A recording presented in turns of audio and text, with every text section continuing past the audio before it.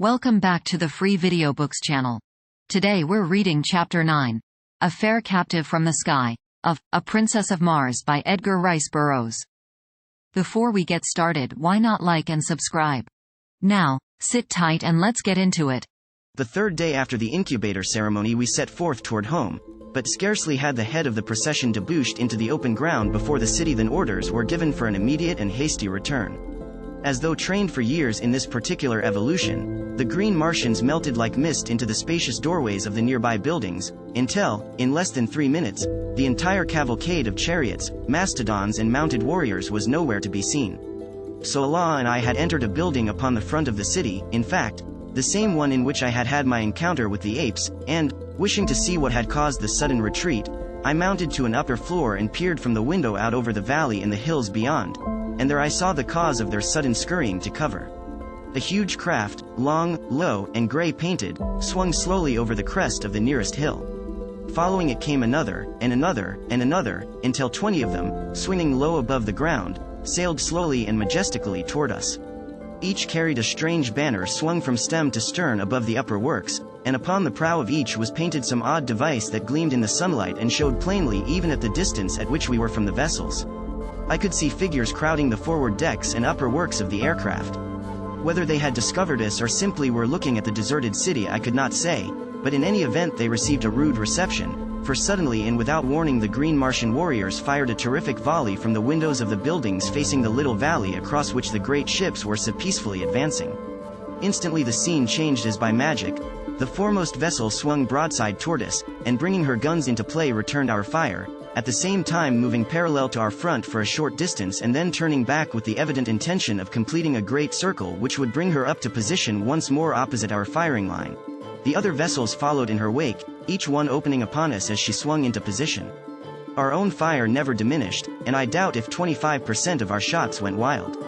It had never been given me to see such deadly accuracy of aim, and it seemed as though a little figure on one of the craft dropped at the explosion of each bullet, while the banners and upper works dissolved in spurts of flame as the irresistible projectiles of our warriors mowed through them. The fire from the vessels was most ineffectual, owing, as I afterward learned, to the unexpected suddenness of the first volley, which caught the ship's crews entirely unprepared and the sighting apparatus of the guns unprotected from the deadly aim of our warriors. It seems that each green warrior has certain objective points for his fire under relatively identical circumstances of warfare.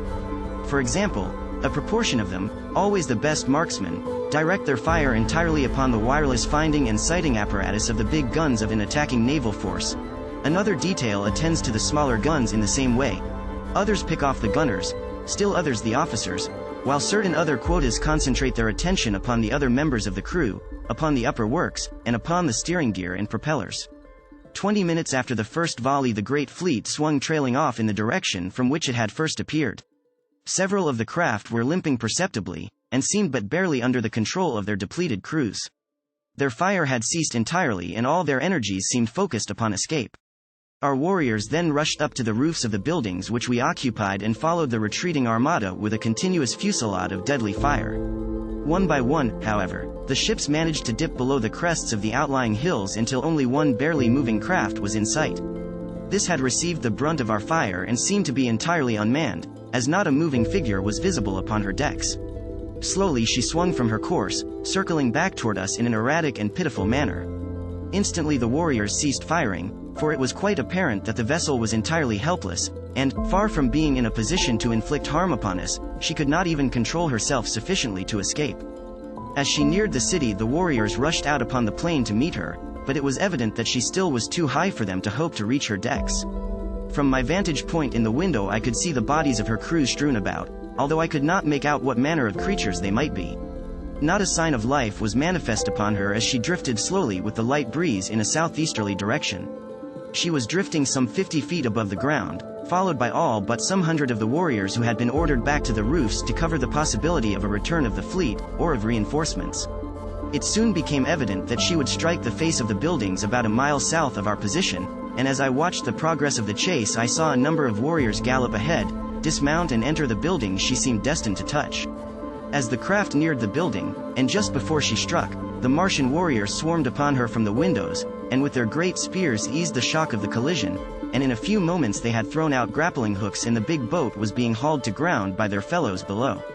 After making her fast, they swarmed the sides and searched the vessel from stem to stern.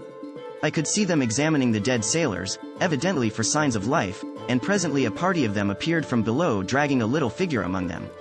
The creature was considerably less than half as tall as the green Martian warriors, and from my balcony I could see that it walked erect upon 2 legs and surmised that it was some new and strange Martian monstrosity with which I had not as yet become acquainted.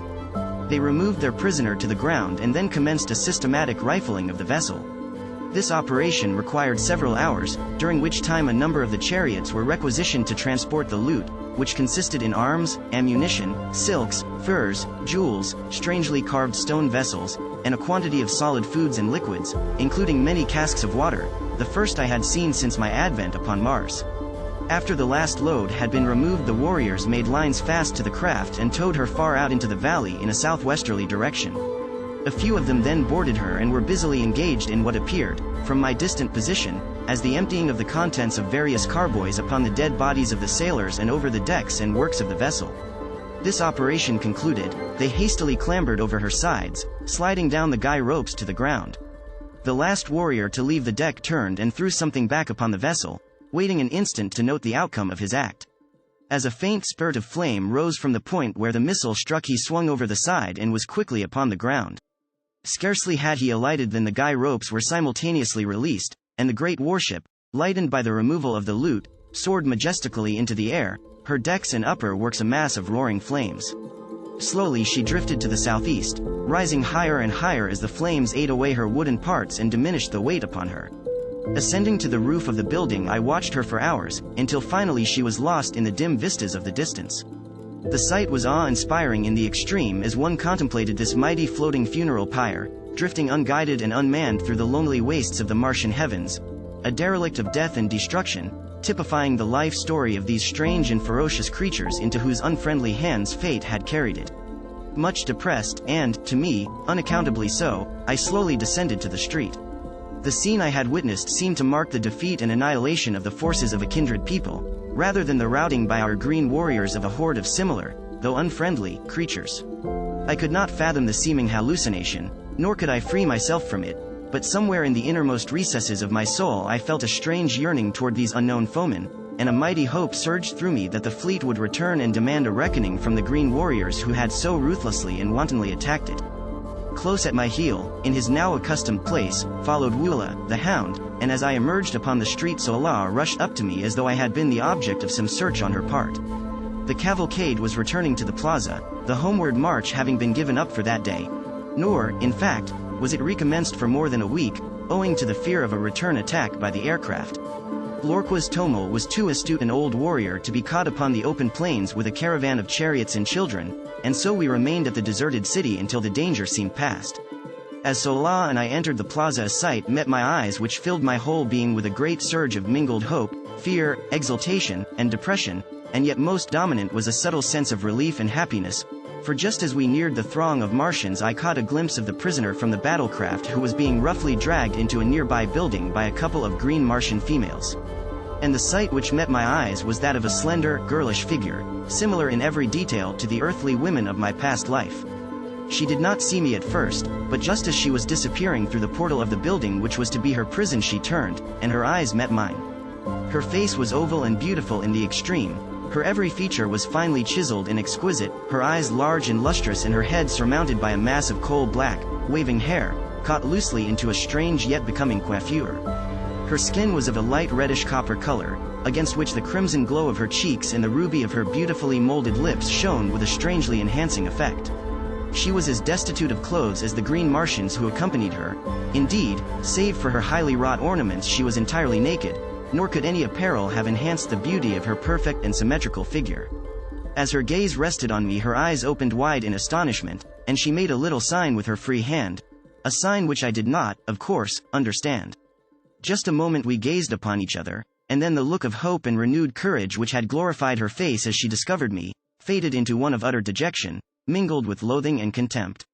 I realized I had not answered her signal, and ignorant as I was of Martian customs, I intuitively felt that she had made an appeal for succor and protection which my unfortunate ignorance had prevented me from answering. And then she was dragged out of my sight into the depths of the deserted edifice. Did you enjoy today's chapter of A Princess of Mars? Why not subscribe and ring the bell? Next time we'll be reading the chapter called I Learn the Language. Don't miss it.